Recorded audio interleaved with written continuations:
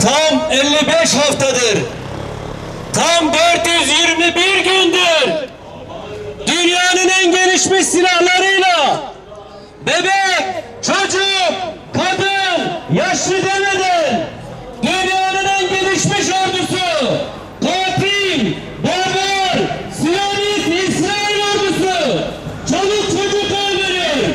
Biz her cumartesi günü bu zulme karşı çıkmak için yürüyoruz.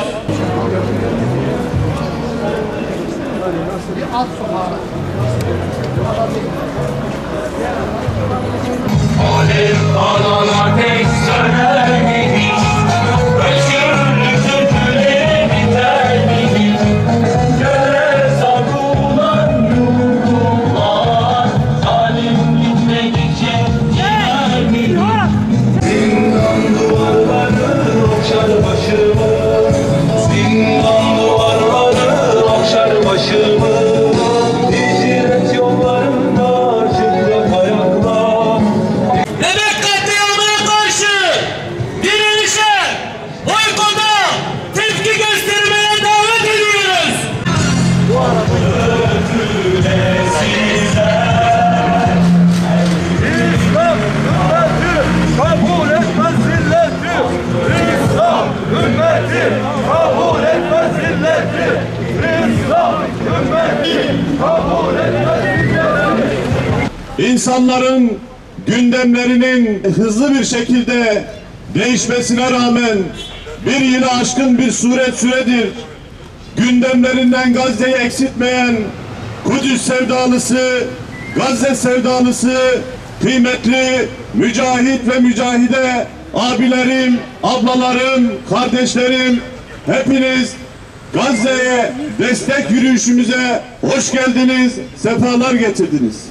Bu Kur'an-ı Kerim tilavetini bizlere Bismillahirrahmanirrahim.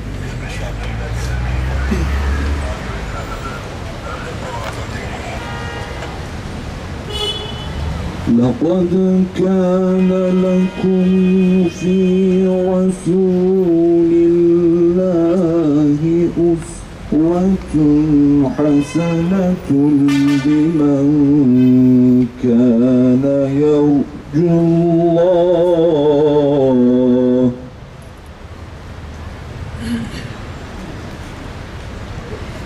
أسوة حسنة لمن كان يرجو الله واليوم الآخر وذكر الله كثيرا.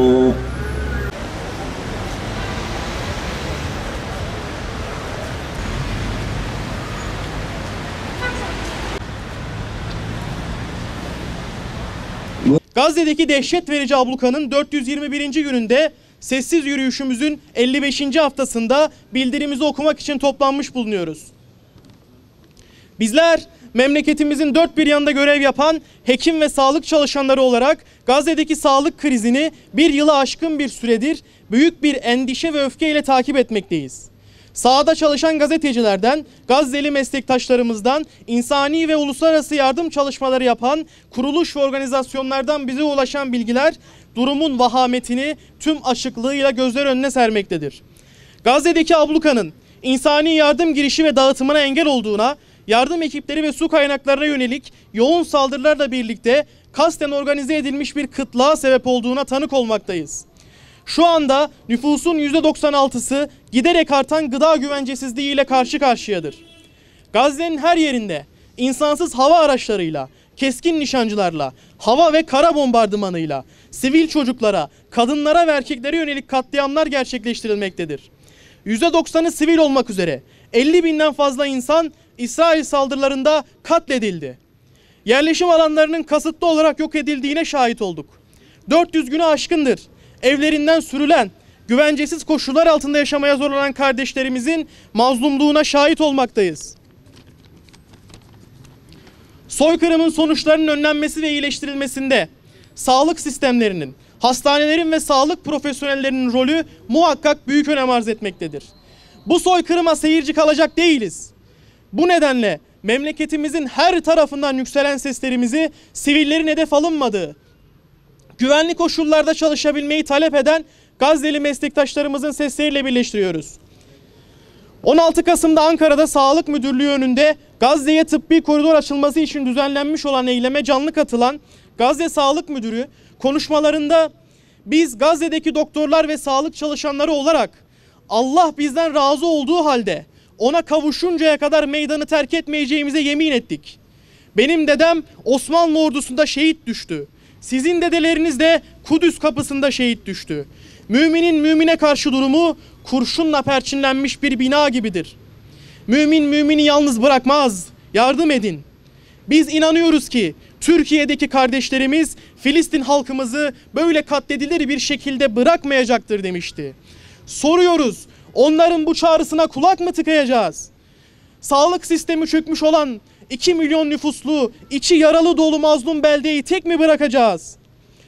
Devasa hastaneleri olan bir ülke olmamıza rağmen, ambulans helikopterleri, uçakları olan Müslüman ülke olmamıza rağmen bir yaralı parmaklarını saramayacak mıyız o çocukların? İşte bu sebeple her fırsatta tıbbi koridor talep ediyoruz. Yaralıların bize getirildiği, bizim yaralılara götürüldüğümüz ve sağlık malzemelerinin yakılmadan, bombalanmadan güvenle Gazze'ye ulaşacakları bir koridor talep ediyoruz. Uluslararası toplumu, devletleri ve ilgili yönetimleri Gazze halkına karşı yapılan soykırım ile ilgili bir kez daha uyarıyor ve şunları talep ediyoruz. Acil bir şekilde kalıcı ateşkes sağlansın. Gazze'deki abluka kaldırılsın. İnsani ve tıbbi yardımlarla beraber tıbbi yardım sağlayacak heyetlerin Gazze'ye girişi sağlansın. Sağlık tesisleri ve sivil altyapı korunup tahrip olanlar yeniden inşa edilsin. Bu sonuçlara ancak Gazze ve Lübnan'da yaşamı korumaya yönelik uluslararası bir siyasetle İsrail'e yönelik somut siyasi ve iktisadi yaptırımlar yoluyla ulaşılabilir. Bizler toplumları ve devletleri üzerine düşen görevi yapmaya davet ediyoruz. Başta yöneticiler olmak üzere vicdan sahibi herkesi bu apaçık zulme karşı elinden dilinden gelen her şeyi yapmaya ve boykota davet ediyoruz. Şunu herkes bilsin ki asla ve asla bu zulmü siz de eşlik edin lütfen. Kanıksamayacağız. Normalleştirmeyeceğiz. Sabırla ve azimle zulme karşı duranlar olacağız. Ya ilahel alemin, Gazze'deki, Hamas'taki mücahit, murabit kardeşlerimize sen yardım eyle ya Rabbel alemin. Onlara çok erken ve acil zaferler nasip eyle ya Rabbel alemin. Ya ilahel alemin ve ya erhamer rahimin. 100 yıldır sıkıntı ve musibetle karşı karşıya kalan ümmeti Muhammed'e sen yardım eyle ya Rabbel alemin. Bizleri kelime-i tevhid etrafında, la ilahe illallah Muhammedun Resulullah etrafında bir araya getir ya Rabbel alemin.